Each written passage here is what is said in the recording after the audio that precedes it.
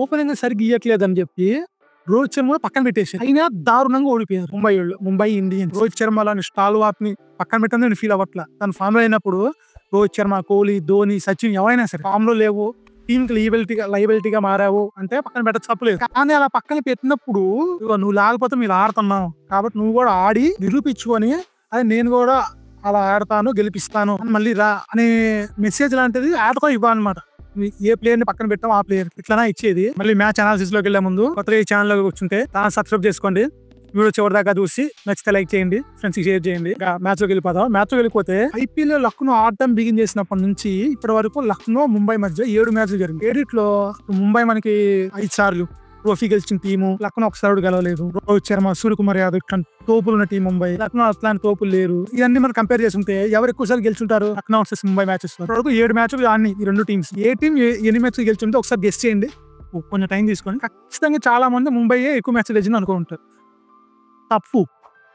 ఎక్కువ మ్యాచ్లు గెలిచింది లక్నో. ఎక్కువ మ్యాచ్లు గెలిచిన కూడా అనకూడదు దాన్ని. రెండు teams head to head 6-1 6 matches Lucknow గెలిచింది. ఈ రోజు దాంతో కలిపి ఒక్కటే ముంబై గెలిచింది. 6 మ్యాచ్ ఓడిపోయారు. ఈ మ్యాచ్ లో కూడా చూడండి, హార్దిక్ పాండ్యా 5 వికెట్ తీసాడు. అసలు 20 తీసాడు. మిగతా బాల్ కూడా పర్లేదు. కానీ అవతల మిచెల్ బ్యాటింగ్ 20 తీసాడు. మార్క్రమ్, బదోని, మిల్లర్ నలుగురు బ్యాటింగ్ పర్వాలేదు, బాగా చేశాడు. ముఖ్యంగా మార్ష్ అద్భుతంగా చేశాడు.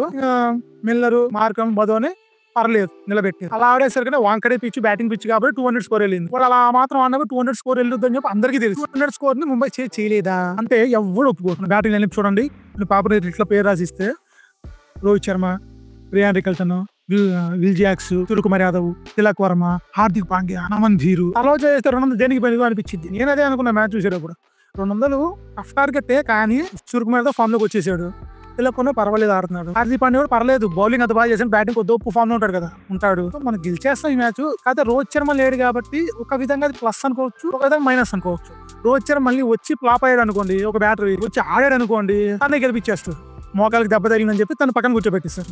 ఓకే, తన ప్లేస్ ఎవరు ఓపెనింగ్ చేస్తారంటే నేను విల్ జాక్స్ వస్తాడని అనుకుంటున్నాను. అదే జరిగింది. లాస్ట్ మ్యాచ్ రియాన్ రికల్సన్ తీశారు కదా, వీళ్ళిద్దరు కలిసి మంచి ఫౌండేషన్ వేస్తారు అనుకున్నా, దారుణంగా ఫెయిల్ అయ్యారు. అవతల మార్క్రమ్ ఇచ్చిన ఓపెనింగ్ చూడండి, యువతల జాక్స్, రికల్టన్ ఇచ్చిన ఓపెనింగ్ చూడండి. ఒకళ్ళు 60, ఒకళ్ళు 50 కొట్టారు అక్కడ, ఒకళ్ళు 5, ఒకళ్ళు 10 కొట్టారు ఇక్కడ. అక్కడ అయిపోయింది, మ్యాచ్ తేలిపోయింది అనమాట నాకు. ఎందుకంటే ఇప్పటి వరకు జరిగిన మ్యాచ్ అని తీసుకోండి, ఇది 16 మ్యాచ్ అనుకుంటా ఐపీఎల్ 2025 లో 16 మ్యాచ్ లో కూడా పవర్ ప్లే లో బాగా ఆడిన టీమే గెలిచింది. పవర్ ప్లే లో 60-65 రన్స్ కొట్టింది ఒక టీం అంటే గెలిచేసింది. ఆ మ్యాచ్ 60 కూడా కొట్టలేదు పవర్ ప్లే లో అంటే మ్యాచ్ ఓడిపోయింది. ఏ టీం అయినా అది బ్యాటింగ్ చేస్తుందా, బౌలింగ్ చేస్తుందా అనవసరం, ఓడిపోయింది అంతే.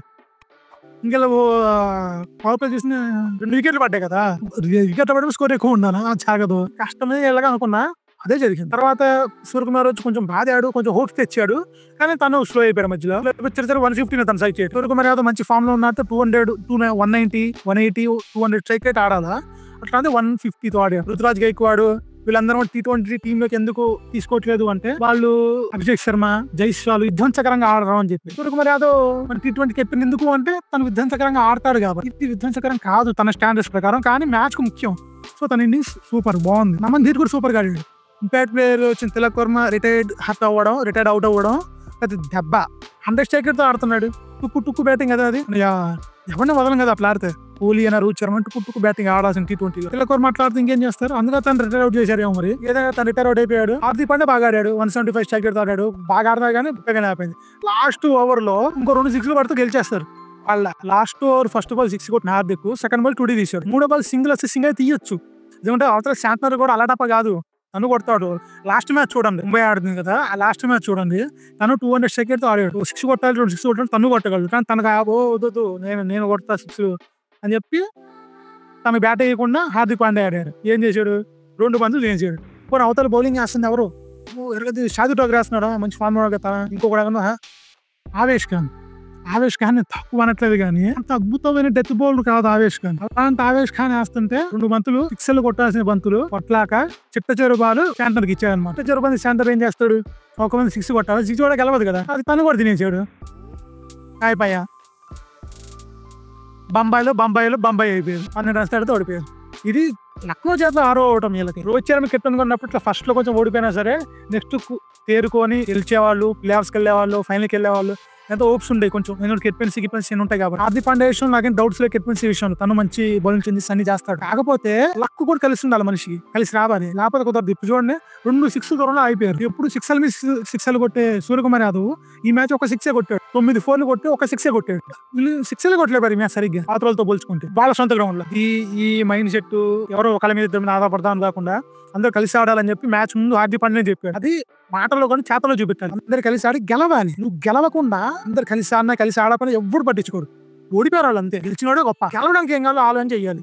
ఈ మ్యాచ్ తిలక్ వర్మ దారుణంగా ఆడాడు. మరి నెక్స్ట్ మ్యాచ్ కంటిన్యూ చేస్తారా తెలియదు. నేను చేస్తారని అనుకుంటున్నాను. తను సూపర్ T20 బ్యాటర్ అని చెప్పి. కానీ ఐపీఎల్ స్టార్ట్ అయ్యాక తన గొప్పగా ఆడట్లేదు. ఆడితే రమంతిని కంటిన్యూ చేసుకోవాలి అని కాదు. వీళ్ళు ఫస్ట్ నుంచి కూడా ముంబై వాళ్ళకి పెద్ద ప్రాబ్లం ఏమవుతుందంటే కిరణ్ పొలానికి వీళ్ళు ఇప్పటికీ రిప్లేస్మెంట్ చాలా అయిపోయారు. 60 runs కే 4 వికెట్లు పోయినా, 30 runs కే 4 వికెట్లు పోయినా కిరణ్ పొలాడ్ వచ్చి గెలిపి ఇచ్చాడు అంత ముందు. వీళ్ళకి ఇప్పుడు అలాంటి వాళ్ళు లేరు. కొంచెం కొంతకాలం 1 సంవత్సరం 2 సంవత్సరాలు టీమ్ డేవిడ్ మీద ఇన్వెస్ట్ చేశారు. తర్వాత అది కూడా కుదరట్లని చెప్పి తను కూడా తీసేశారు. ఆ ప్లేస్ ని ఎవరు భర్తీ చేయాలి? ఇంకా ప్రయోగాలు చేస్తా ఉన్నారు దానికోసం. హార్దిక్ పాండ్యా మళ్ళీ తీసుకొచ్చింది కూడా దానికోసం. కిరణ్ పొలాడ్ ని భర్తీ చేస్తారని చెప్పి అవ్వట్లేదు అది.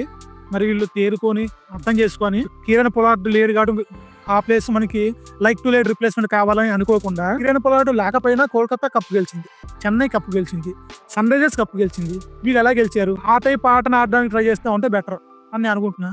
మీరేమనుకుంటున్నారు? నేను సుత్తి కొడుతున్నాను, ముంబై మళ్ళీ పుంజుకుంటా చూడు అంటారా? లేకపోతే నిజమే ముంబై కొంచెం ఆట తీరు మార్చుకుంటే బెటర్ అంటారు? కామెంట్ చేసి చెప్పండి. మళ్ళీ ఇంకో మంచి వీడియో ముందుకు వస్తాను. అప్పటివరకు బాయ్ బాయ్.